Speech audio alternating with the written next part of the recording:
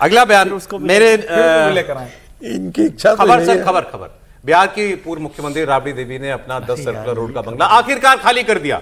कई महीनों तक घमासान के बाद आखिरकार राबड़ी देवी और लालू यादव बंगले से निकल गए हैं, चले गए हैं, और 20 साल के बाद लालू परिवार ने यह बंगला खाली किया है। हम ऐसा नहीं कह रहे कि 20 साल तक वो अनधिकृत रूप से रह रहे थे, लेकिन अब इस वक्त तो जो है उनसे बार बार कहने के बाद 3-4 बार के एक्सटेंशन के बाद उनको बंगला छोड़ने के लिए मजबूर किया गया है। अब ये तो हो गया। अच्छा, वो प्राइवेट बंगले में गए, यहां से सरकारी बंगले में नहीं गए, प्राइवेट बंगले, अपने प्राइवेट मकान में। उनका जो बन गया है वो वाला तो नहीं बना होगा, वो अभी नहीं बना, तो एक ही मकान होगा उनके पास पटना में। बात कर रहे हैं, कह रहे नहीं में। अब बयान सुनिए साहब आप, मजेदार बयान। लालू यादव के बेटे और पूर्व उप मुख्यमंत्री तेजस्वी यादव जी बंगले पर सिक्योरिटी भी तो छोड़ी हुई है ना लालू फैमिली ने, वो कई हफ्ते हो गए उस बात को। तो वो बहुत गर्म होकर के बोले तेजस्वी यादव। अब बात करने के लिए मुझे बहुत अच्छा पॉइंट मिला यहां से। उन्होंने कहा तेजस्वी यादव सर्वेंट क्वार्टर में पैदा हुआ है। त्रिभट जी, तेजस्वी यादव सर्वेंट क्वार्टर में पैदा हुआ है और लालू जी की राजनीति 2 कमरों से शुरू हुई थी। हम वापस 2 कमरे में चले जाएंगे, रखो अपना बंगला और अपनी सुरक्षा अपने पास। ये तेजस्वी यादव। सम्राट चौधरी ने भाषण दे रहे, बाप को अलग सिक्योरिटी चाहिए, माँ को अलग चाहिए, बेटा को अलग चाहिए, बेटी को अलग चाहिए। वो अपने घर से दे रहे हैं क्या? हम नेता विरोधी दल नहीं होते तो मिलता। हम तो 2 सर्वेंट क्वार्टर में तेजस्वी पैदा हुआ। लालू जी की राजनीति फैक्ट्री से 2 कमरों से शुरुआत हुई, फिर 2 कमरों में चले जाएंगे तो क्या तकलीफ? कोई तकलीफ नहीं है। रखिए, जीतन राम मांझी को भी चाहिए, उनके दोनों बेटाओं को चाहिए, पुतों को चाहिए, समधनों को चाहिए। उपेंद्र कुशवाहा जी को भी चाहिए, उनके बीवियों को चाहिए, बेटों को चाहिए, और नया लाइन में पुतों है। चिराग पासवान को भी चाहिए, उनकी माता जी को भी चाहिए, सबको चाहिए, उनके भाई को, भतीजा को, सबको चाहिए, तो ठीक है। तेजस्वी जी के आरोपों को हम गलत नहीं मान सकते। सुरक्षा सबको मिली हुई बिहार में, कौन ऐसा नेता इसको नहीं मिली? तो वो ये कह रहे हैं उन सबको, बेटा को, बेटी को, जीजा को, दामाद को, सबको सुरक्षा, और हम ही को नहीं, बस ये अलग विषय है। उन्होंने कहा हम 2 सर्वेंट क्वार्टर में पैदा हुए, 2 कमरों में रहे, वहीं वापस चले जाएगा। अच्छा, एक वो तस्वीर जो है वो मैंने देखी कई बार है, राबड़ी जी चूल्हे पे बैठी हैं, बैठी, देखिए आप तस्वीर, लालू जी बगल में बैठे हैं, गोद में बैठे हैं, शायद तेज प्रताप हो या हाँ बेटी होंगी शायद। और वो वाकई ऐसा लगता है कि जैसे सर्वेंट क्वार्टर, छोटा सा कमरा। तो अच्छा, उनकी राजनीति तो वहीं से ही शुरू हुई, बात सही है। वहां से शुरू हुई, वो तो ठीक है। तेजस्वी जी ने शायद मेरे ख्याल से हुआ, तेजस्वी जी का जन्म कब हुआ? तेजस्वी जी का जन्म 1989 के आसपास। 80 नहीं, 80 में नहीं हुआ सर। नहीं, 89, 35-36 साल के तो हैं ये। 89 सर, 89। और लालू जी पहली बार 1977 में लोकसभा जीत गए थे। और कौन सा सर्वेंट क्वार्टर था? सांसद का घर सर्वेंट क्वार्टर होता है।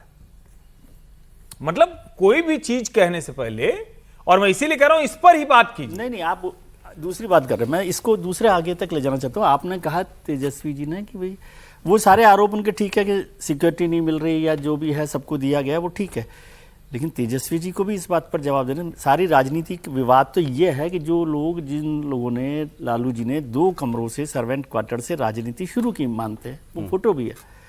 आज कहां पहुंच गई है वो राजनीति और कैसे रास्तों से पहुंची है? मूल सवाल तो वो है, सबसे बड़ी बात है। आप कंटिन्यू कर लीजिए। नहीं, मैं वही कह रहा था कि 77 में वो लोकसभा में चले गए, उनकी पैदाइश से पहले वो किन किन पदों पर चले गए, और वो पूरा परिवार, इसी बात के तो आरोप है कि आप, मतलब जिसको अभी विजय जी ने कहा कि यही आरोप है कि बिहार की जनता गरीब से गरीब होती गई और लालू परिवार की धन संपदा का कोई हिसाब ही नहीं रहा। राजनीति इसके लिए होती है क्या? आप ये अगर कह रहे हैं, और जहां तक रही बात घर, बंगला, गाड़ी, सिक्योरिटी, तो भाई क्यों नहीं उत्तर प्रदेश की था? उत्तर प्रदेश में न्यायालय के आदेश की बात खत्म हो गई, यहां भी बंद कीजिए भाई। पूर्व मुख्यमंत्री को देना भी है, किसी की जरूरत हो तो दीजिए 2 कमरे का 3 कमरे। वो कह रहे हैं हम वापस 2 कमरे में चले जाएंगे। नहीं, वो नेता है, बयान दे दिया उन्होंने। भाई उनको एहसास हो सकता है, बड़े नेता हैं। देखिए, एक बार चारा घोटाला, रेलवे भूमि घोटाला, भूमि घोटाला, IRCTC टेंडर घोटाला, एक कभी चीज पढ़ा था, अमीरी की आरोप सब है ही उनके ऊपर। अमीरी की कब्र पर पनपी हुई गरीबी बड़ी दुखदाई होती है। अच्छा। तो राजनीति की अमीरी पर ये जो गरीबी अभी पनपी है ना, ये बड़ा दुखदाई है उनके लिए। अभी वो सत्ता में रहे थे, उप मुख्यमंत्री रहे हैं। एक समय था जब लालू परिवार का बिहार की राजनीति, क्या पूरे देश की राजनीति में एक समय यूपीए काल में उनका डंका बजता था। अब उनकी हैसियत पूरी तरीके से खत्म हो गई है। लालू जी अब उस स्थिति में नहीं रहे कि अब राजनीति को उतने स्तर तक ले जा सके। जमीन की लड़ाई वो लड़ नहीं सकते हैं, तेजस्वी नहीं लड़ सकते हैं। अब ऐसे में उनके पास संपत्ति की तो कोई कमी नहीं है। हम सब 2 कमरे तो जानते होंगे हैं। ही। भाई 2 कमरे नहीं, उनके पास तो 50 कमरे का होगा। और जो आपने देखा था दानापुर के पास जो जमीन थी, उस पर जो बन रहा था, वो तो महल नुमा आकार का ही था। ये भी बड़ा बंगला कोटिल नगर में जो बना है, नहीं तो जहां पर भी शिफ्ट हुए हैं। कोटिल नगर ये तो राजनीतिक रेटरिक जिसको हम कहते हैं ना, ये रेटरिक वाली भाषा है। आपको किसको नहीं मिल रहा है? वहां बिहार के एक MLC को भी सिक्योरिटी मिल जाता है, समझ रहे हैं कि नहीं? कोई MLC भी होता है ना, तो उसको एक पिस्टल रिवॉल्वरधारी एक बेचारा एक इंस्पेक्टर उसके साथ चलता है। तो उनको तो वाई कैटेगरी की ऑलरेडी सुविधा मिली हुई थी। ठीक है, नहीं हमें तो अच्छा लगेगा। जानबूझ करके पॉलिटिकल करने के लिए, मामले को पॉलिटिसाइज करने के लिए आप ये जैसे जीवन सारी से बात कर रहे हैं। जैसे जीवन से शुरुआत हुई किसी की राजनीति, देखिए इसमें कोई मतलब ये हम ये नहीं कह रहे हैं कि लालू जी अगर सर्वेंट क्वार्टर में या छोटे कमरे एक कमरे में रहते थे तो वो सारी जिंदगी उसी में रहे। नहीं उसमें नहीं रहने की कोई बात है। लेकिन हाँ, अपने मूल की तरफ एक बार देखना तो सभी को चाहिए कि हम कहाँ से आए थे, कहाँ पहुंच गए और कैसे पहुंचे, किन रास्तों से पहुंचे। आगे देखिए खबर, बिहार से जुड़ी हुई खबर है। बीजेपी के राष्ट्रीय अध्यक्ष नितिन नवीन ने अब राज्यसभा चले गए तो उन्होंने इस्तीफा दे दिया। वो मंत्री थे, MLA थे बांकीपुर से। कई दिनों से खबर चल रही थी, अब खबर काफी पक गई है कि उस जगह से उपचुनाव में प्रशांत किशोर खड़े हो सकते हैं, जनसुराज वाले। अब उनके जाने से वहां क्या कोई फर्क पड़ेगा? बड़ी उहापोह चलती रही, वो तैयारी बहुत कर रहे थे और उन्होंने कहा कि ये बीजेपी की बिहार में सबसे सेफ सीट में से एक है, तो हम यहीं पर बीजेपी की हवा मतलब गुब्बारे की हवा पंक्चर करेंगे और बांकीपुर में हम चुनाव लड़ेंगे। तो सब ये कह रहे थे कि खुद ही लड़ें। फिर अब लगभग ये तय है कि वो खुद चुनाव लड़ेंगे। आप ही बोलिए सर। मुझे लगता है कि जो सामाजिक समीकरण है जहाँ से ये लड़ते हैं नितिन नवीन जी, वो इनके पक्ष में नहीं है। और कायस्थों की एक बहुत बड़ा वोट बैंक है वहाँ पे, और वो vote bank Bharatiya Janata party का बहुत ट्रेडिशनल रहा है। वो उनको हराना असंभव है वहाँ से। वो बांकीपुर आप थोड़ा आगे और निकल गए। मैं तो कह रहा हूँ जनसुराज और खुद प्रशांत किशोर क्या प्रूव कर पाए अपने कोई मतलब कोई आधार है? देखिए जनसुराज, या ये भी केवल रेटरिक है कि हम बच्चे के हम माहौल बनाने के लिए। जनसुराज की उसी दिन वहां पर हवा निकल गई जब फिल्म स्टार जैसे बहुत सारे एक बड़े जिसका कहते हैं ना बस के अंदर जब इनका पूरा एयर कंडीशन वैनिटी वैन में जिस समय उनको आया और पूरे तो लोगों के समझ में आ गई ये बात कि ये आदमी क्या कर रहा है। तो क्रेडिबिलिटी लॉस तो हुआ है प्रशांत किशोर का अपना बहुत ज्यादा सर। तो मुझे नहीं लगता है कि वहां से यदि जीतेंगे तो फिर हारेंगे। वो वहां वो लड़ने जाएं, बेशक लड़ने जाएं, सबको अधिकार है, लेकिन उस सीट पर वो जीत नहीं। समीर जी देखिए, बांकीपुर सीट को तो प्रशांत किशोर बहुत बेहतर तरीके से जानते होंगे, रणनीतिकार रहे और उस सीट पर चुनाव लड़ने जा रहे थे। वो जानते होंगे कि सीट कितनी मुश्किल है। 40 साल से बीजेपी का वहाँ कब्जा है। नितिन नवीन के पिताजी नवीन सिन्हा जी वहाँ से लंबे समय सांसद रहे। नितिन नवीन खुद वहाँ से 5 बार के विधायक रहे। नितिन नवीन खुद 5 बार के वहाँ से विधायक है। अब जब नितिन नवीन ने वो सीट खाली कर दी तो वहाँ से चुनाव होगा। और अभी भविष्य में बिहार में कोई चुनाव नहीं है। जब कहा जा रहा था कि बिहार विधानसभा चुनाव में प्रशांत किशोर चुनाव लड़ेंगे, वो लड़े नहीं, तो ये उनको भी बाद में गिल्ट हुआ कि मुझे चुनाव लड़ना था, मैसेज गलत गया है। अब ये लड़के बताना चाहते हैं, खुद तो लड़े नहीं थे, तो नहीं लड़े थे, तो अब बता के संदेश देना चाहते हैं कि भाई मैं लड़ रहा हूँ, वहाँ संगठन काम कर रहा है। और अब ये चुनाव बेसिकली सम्राट चौधरी की भी परीक्षा है और नितिन नवीन की भी परीक्षा है। दोनों के लिए चुनौती है अच्छे से जीतने के लिए। एक चांस लिया है प्रशांत किशोर ने कि भाई लोगों की नजरों में खड़ा हो सके एक बार। लेकिन क्या किसी ने सोचा था जब योगी आदित्यनाथ मुख्यमंत्री बने उत्तर प्रदेश के, और जब गोरखपुर पर उपचुनाव हुआ तो गोरखपुर समाजवादी पार्टी जीत गई थी, बीजेपी सीट हार गई थी पहली बार वो गोरखपुर की। तब किसी ने नहीं कहा था कि वहां से योगी से हारेंगे। तो संभावना बन सकती है। ये चुनाव इंटरेस्टिंग होगा, बिल्कुल इंटरेस्टिंग होगा। आगे देखिए त्रिपाठी जी का फेवरेट सब्जेक्ट एथेनॉल, पेट्रोल में ethanol.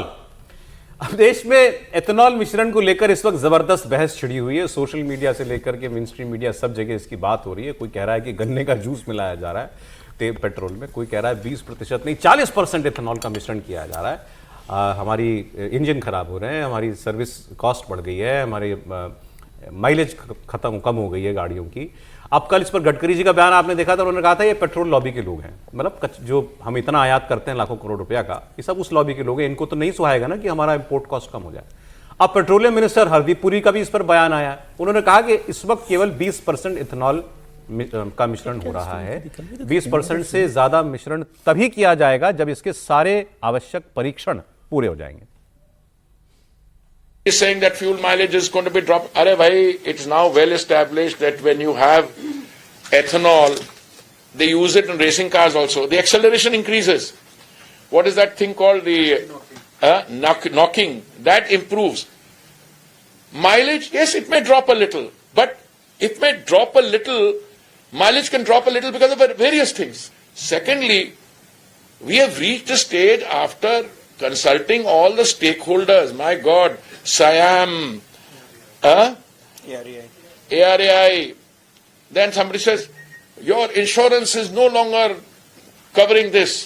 Insurance companies have given clarification. There's no issue. But who benefits by this false narrative? I am not going to make any accusations here. But it should be very clear. My response to that is, there is enough space in the growing Indian consumer market for all systems to coexist. For electric vehicles, for biofuel mixed vehicles, we are only at 20%. If we move from 20 to 25 at some stage, it will be after all the tests have been done. And there's enough space in there for hybrid, CNG vehicles. तो उन्होंने कहा भारत में हर प्रकार की गाड़ी के लिए एक जगह है, उसमें एथेनॉल वाली भी, लेकिन अभी तो एथेनॉल ब्लेंडिंग जो है वो हर किसी पर एक लगभग समान रूप से लागू है। अभी कोई चॉइस तो है नहीं कंज्यूमर के पास कि आप बिल्कुल प्योर पेट्रोल ले लीजिए या E20 पेट्रोल ले लीजिए। तो सब लोग ये वो 20% मिक्सिंग वाली पेट्रोल ले रहे हैं, एक बात। और दूसरा, उन्होंने नाम नहीं लिया लेकिन कहा कि लोग कि इसके पीछे कोई तो है, इन सब आरोपों के पीछे। और हमने कार मैन्युफैक्चरर से लेकर के इंश्योरेंस से लेकर के सबको हमने भरोसे में लेकर के ये काम किया है। जी त्रिपाठी। देखिए सौरभ जी, सबसे पहले तो ये कि जब कोई भी सरकार अपने किसी निर्णय पर बताने लगे कि पहले की सरकार ने निर्णय लिया था, तो इसका मतलब है कि सबसे पहला वही कि वो वीक पॉइंट पे। अभी भारतीय जनता पार्टी और पूरी सरकार ये कह रही कि ये तो यूपीए के समय में आया था, हमने तो सिर्फ उसको आगे बढ़ाया है। तो अभी तो गडकरी जी और हरदीप पुरी जी और पूरी सरकार क्रेडिट ले रही थी कि हमने देखिए कमाल कर दिया एथेनॉल मिला के। एथेनॉल 20% हो या 10% हो या 85%, जो 2-3 पंप खोल दिए हैं, सवाल यह है कि क्या इसकी पूरी टेस्टिंग हुई? तो पुरी जी ही कह रहे हैं कि 20 के ऊपर हुई नहीं है, तो 85 वाला इंजन कैसे बनवा दिए भाई मारुति और होंडा के साथ मिलकर? चलो वो इंजन बनाए, उनकी बात अलग है, लेकिन जिनकी गाड़ी 23 के पहले का इंजन है उसमें बहुत से लोग परेशानी की बात कर रहे हैं। फिर अगर मिक्सिंग है तो उसका कोई अभी तक साइंटिफिक क्यों नहीं आया? और तो और आपने पढ़ा कि ये सफाई हो गई, और वो तो बोल रहे हैं कि माइलेज घट जाता है। थोड़ा बहुत बोले, थोड़ा बहुत घट जाता है। अरे आप तो कह रहे हैं उन्होंने सफाई दी, वो कह रहे हैं कि माइलेज घट जाता है, मंत्री जी कह रहे हैं। तो अगर मंत्री जी की ये बात देश के हर व्यक्ति को पता चलेगी माइलेज घट जाता है, तो अच्छा बड़ा विचित्र है। मैं तो समझ नहीं पा रहा हूं क्या हो गया इस सरकार के मंत्रियों को। वो रेसिंग कारों की बात करने लगे। अरे आदमी यहां छोटी बड़ी एसयूवी खरीदेगा, आप रेसिंग कराने लगे। रेसिंग कार से क्या लेने देना भाई? हम क्या जाने, रेसिंग कार में तो कितने के टायर आता है पता है? अभी बताइए, ये कोई ऐसा विवाद बन गया है क्या जिस पर सरकार बैकफुट में है?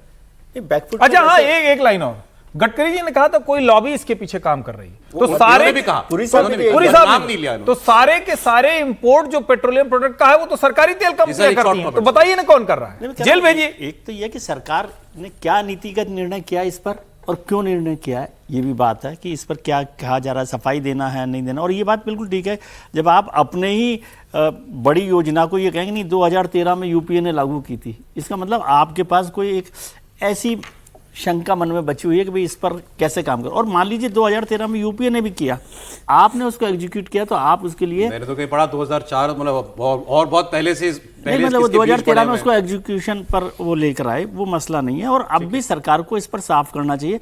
और मैं तो एक और सवाल समझना चाहता हूँ, हरदीप पुरी साहब पेट्रोलियम मिनिस्टर भी हैं, कि यदि 20% एथेनॉल मिला रहे हैं जो पेट्रोल के दाम कम करने के लिए, तो फिर कहाँ है मतलब मुझे